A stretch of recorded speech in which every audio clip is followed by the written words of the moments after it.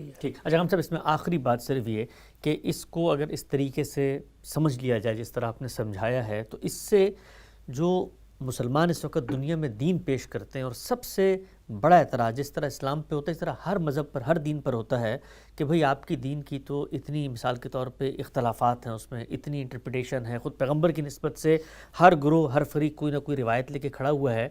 تو اگر اس کو یہاں پلیس کر دیا جائے کہ اصل دین قرآن و سنت میں محفوظ ترین شکل میں موجود ہے اور وہ مکمل دین ہے، اس میں ایک مسلمان کو پیدائش سے لے کر قبر تک کے جتنے معاملات درپیش ہوں گے اس سے متعلق ہدایت دے دی گئی ہے، اصولی ہدایت ہے، اس کا کہیں پہ نئی صورتحال میں اطلاق بھی کیا جائے گا، وہ علماء بھی کرتے ہیں، خود ساتھ ماپ کے زمانے میں صحابہ نے بھی کیا، اس میں اختلافات ہوتے رہیں گے لیکن جو بنیادی دین ہے اس میں کوئی اختلاف نہیں ہے. اور پھر یہ جو روایات ہیں ہمارے سامنے آتی ہیں اس کی بنیاد پر علماء ایک فہم بھی بناتے ہیں.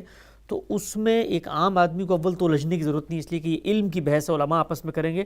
دوسرا یہ کہ جو اصل دین ہے اس پر کوئی فرق واقع نہیں ہوتا اگر ان روایتوں کے اندر کوئی اس طرح کی بات بھی آ جائے جو ایک عام آدمی کے لیے قابل قبول نہیں ہوتی. اس میں کیا شبہ یہ علم ہے. تو جس طریقے سے علماء اپنی بات کہتے ہیں اس کو دلیل کی بنیاد پر دیکھا جاتا ہے، اسی طرح یہاں پر بھی دیکھا جاتا ہے کہ رسالت بآب صلی اللہ علیہ وسلم کی اس کی نسبت کی کیا نوعیت ہے، اس کی تحقیق کی جاتی ہے. تو یہ علم ہے، یعنی گویا یوں سمجھ لیجئے کہ ایک چیز متن ہے، ایک چیز اصل ہے، اس کی فروع بیان ہوئی ہیں. متن ہے تو اس کی کوئی شرح کر دی گئی ہے، اجمال ہے تو اس کی کوئی تفصیل بیان کر دی گئی ہے. تو اس طریقے سے ہم باقی علوم میں بھی اسی طرح دوسروں سے استفادہ کرتے ہیں. علماء بھی یہی کام کر رہے ہیں. جب ایک عالم قرآن مجید کی تفسیر لکھتا ہے یا کوئی عالم آپ کے سامنے کوئی فقہی احکام کا مجموعہ مرتب کر کے رکھتا ہے تو وہ کیا کرتا ہے؟ وہ یہی خدمت انجام دیتا ہے. تو یہ خدمت سب سے پہلے جس ہستی نے انجام دی ہے وہ رسالت مآب صلی اللہ علیہ وسلم کی ہستی ہے. اب رسالت مآب صلی اللہ علیہ وسلم اللہ کے پیغمبر ہیں، تو پیغمبر کی حیثیت سے آپ کی بات فیصلہ کن ہے اس معاملے میں، البتہ اس کی تحقیق ضروری ہے. تو یہ دو چیزیں بالکل الگ الگ ہیں، ایک ہے دین اور اس کی وہ ہدایت جو اللہ کی طرف سے ملی ہے، ایک اس دین کا علم.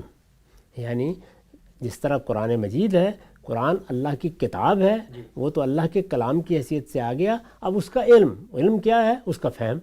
یعنی قرآن کو جب ہم سمجھتے ہیں تو کیا سمجھا ہم نے تو اس کو بیان کر دیتے ہیں، تو اس سے ایک تفسیر وجود میں آ جاتی ہے. تو آپ دیکھیے کہ قرآن مجید تو ایک مختصر سی کتاب ہے، 500-600 صفحے کی.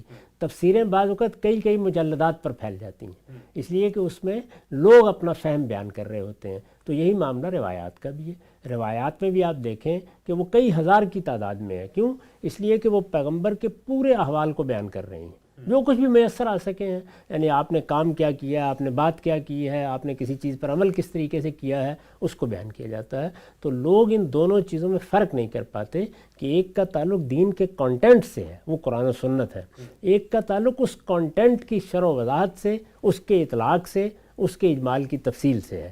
یہ جتنی چیزیں ہیں یہ سب علم سے متعلق ہوتی ہیں، اور یہ کام وہی کام ہے جو علماء قیامت تک کرتے رہیں گے. اس کی ابتدا رسالت مآب صلی اللہ علیہ وسلم نے کر دی ہے اور آخری شکل میں وہ ہمارے پاس موجود ہے. ٹھیک. اچھا ہم سب آخری سوال اس موضوع سے متعلق کہ جس میں آپ نے یہاں لکھا کہ دین میں جو ہدایات بیان ہوئی ہیں رسالت صلی اللہ علیہ وسلم نے اس پہ عمل کیا ہے، تو آپ کا جو عمل کا نمونہ، علم و عمل کی روایت حدیث میں نقل ہوتی ہے اور دین پر عمل کا جو نمونہ ہے وہی بہترین نمونہ ہے، اسی کو اسوہ حسنہ سے تعبیر کیا جاتا ہے. اور تفہیم و تبیین، دین نے اصولی ہدایت دی، آپ صلی اللہ علیہ وسلم نے اس کے اطلاقات کیے ہیں یا اس کے عقلی لسانی مضمرات کو کھولا ہے. تو یہ آرگومنٹ 1 منٹ کے لیے اگر ہم یہ کہیں کہ نہیں، دین میں جو حدیث کا ذخیرہ ہے اس میں مستقل بذات عقید و عمل کی نئی چیزیں بھی منتقل ہوئی ہیں جو اصل دین قرآن و سنت میں نہیں ہیں، تو اس سے جو خود قرآن نے اپنی حیثیت مقرر کی تھی کہ میں میزان ہوں دین کے معاملے میں حق و باطل کا فیصلہ کروں گا، تو پھر اس کا مطلب یہ ہے کہ پھر وہ قرآن کے ساتھ ساتھ اگر ہم یہ آرگومنٹ مان لیتے ہیں تو پھر ایک تو قرآن کی وہ حیثیت میزان باقی نہیں رہتی، اور دوسرا یہ کہ پھر ایک اور چیز کو ہمیں میزان کی جگہ پر لا کر کھڑا کرنا پڑے گا جس سے پھر ہم نے حق و باطل کے فیصلے کروانے ہیں. یہی ہوگا، یعنی یہی نتائج نکلیں گے. اس کے بعد تو قرآن کی حیثیت اسی لیے پہلے واضح کر دی گئی ہے، سنت کیا ہے اس کو متعین کر دیا گیا ہے، پھر یہ بتایا گیا ہے، یہ جہاں سے آپ پڑھ رہے ہیں کہ ہمارے پاس اخبار احاد سے جو رسالت پر آپ کی ہدایت پہنچی ہے اس کی کیا نوعیت ہے. ٹھیک، نقطہ واضح ہو گیا. چند سوالات لوگوں کے بھی لے لیتے ہیں، اس کے بعد خاتمہ کرتے ہیں. جی ہم سے پہلا سوال. السلام علیکم ورحمۃ اللہ.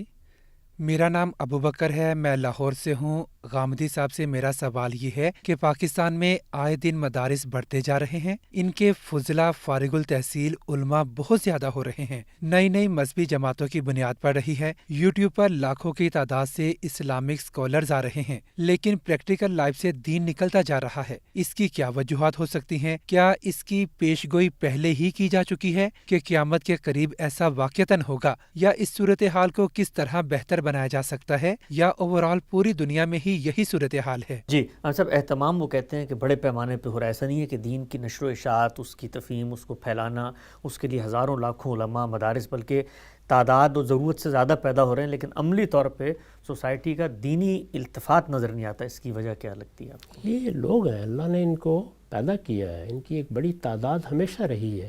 اللہ تعالیٰ نے انسان کو ارادہ و اختیار دیا ہے، یہ فیصلہ اس نے کرنا ہے کہ وہ کس چیز کو قبول کرتا ہے۔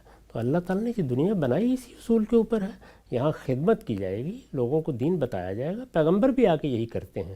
سوال یہ ہے کہ ان کو اس وقت تردد ہو رہا ہے جبکہ عام لوگ دین پہنچا رہے ہیں، عام لوگوں میں سے علماء پہنچا رہے ہیں۔ قرآن مجید تو بتا رہا ہے کہ جب ہم نے پیغمبر بھیجے تو ان کے گھر والے بھی ان کی بات ماننے کے لیے تیار نہیں ہوئے۔ تو اس وجہ سے یہ کوئی تردد کا موضوع ہی نہیں ہے۔ اصل چیز یہ ہے، مجھے اپنی فکر کرنی ہے، آپ کو اپنی فکر کرنی ہے، ان کو اپنی فکر کرنی ہے۔ ہمیں یہ دیکھنا ہے کہ ہمارا رویہ اس علم کے بارے میں کیا ہے جو پیغمبر کی وساطت سے یا پیغمبر کی نسبت سے پہنچایا جا رہا ہے۔ ٹھیک، واضح آگے بڑھاتے ہیں۔ جی میرا نام احتشام ہے اور میرا تعلق خیبر پختونخوا سے ہے۔ میرا استاد سے سوال یہ ہے کہ کیا قیامت کے دن ہمیں خدا سے سوال کرنے کا حق ہوگا؟ کیا ہم خدا سے بھی سوال کر سکتے ہیں؟ جی واضح ہے جی، ہم قیامت کے ہم سب انسان کا بڑا تجسس ہے، دنیا میں بھی جیتے ہوئے وہ یہی آرزو رکھتا ہے کہ کچھ ایسے سوالات جن کا جواب مل جائے۔ تو کیا قیامت میں، پہلے تو یہ بتائیے گا کہ قیامت میں کیا یہ ارج بھی رہے گی انسان میں، اس طرح ہمارا اسی وقت کا شعور وہی ہوگا کہ ہم اسی تجسس سے اللہ تعالیٰ سے سوالات کریں گے؟ قرآن مجید سے معلوم ہوتا ہے کہ لوگوں نے سوالات کرنے ہیں، وہ سوالات نقل ہوئے ہیں۔ قرآن نے بتایا ہے کہ لوگ وہاں اپنا یہ عذر پیش کریں گے، یہ بات پیش کریں گے، وہ فلاں معاملے میں اس طریقے سے استدلال کریں گے، تو ان کو بھی موقع ملے گا اللہ کی بارگاہ میں پہنچے۔ لیکن اصل سوال یہ ہے کہ پہلے وہاں انسان کامیاب ہوگا تو یہ جسارت کرے گا۔ تو ساری توجہ اس پر مرکوز کرنی چاہیے کہ ہم وہاں کامیاب ہو جائیں۔ کامیاب ہوں گے تو بشارت ملے گی، اللہ تعالیٰ کی بارگاہ میں حاضر ہوں گے، ملاقات کا موقع ملے گا۔ تو یہ سب حاصل ہوگا تو اس کے بعد کوئی سوال کرنے کی نوبت آئے گی۔ بالکل ٹھیک، آخری سوال بھی لے لیتے ہیں۔ جی السلام علیکم ورحمۃ اللہ وبرکاتہ۔ وعلیکم میرا السلام۔ نام دیدار حسین ہے، میں کراچی پاکستان سے بات کر رہا ہوں۔ میرا غامدی صاحب سے سوال یہ ہے کہ غامدی صاحب، جب اللہ تبارک و تعالیٰ کا بندے کو دیدار ہوگا جنت کے اندر، اِلیٰ ربہا ناظرہ، ایک اور آیت کی تفسیر کرتے ہیں مفسرین کرام، تو کہتے ہیں اللہ تبارک و تعالیٰ نے فرمایا کہ لوگوں کو جنت دوں گا اور اس پر زیادہ کروں گا۔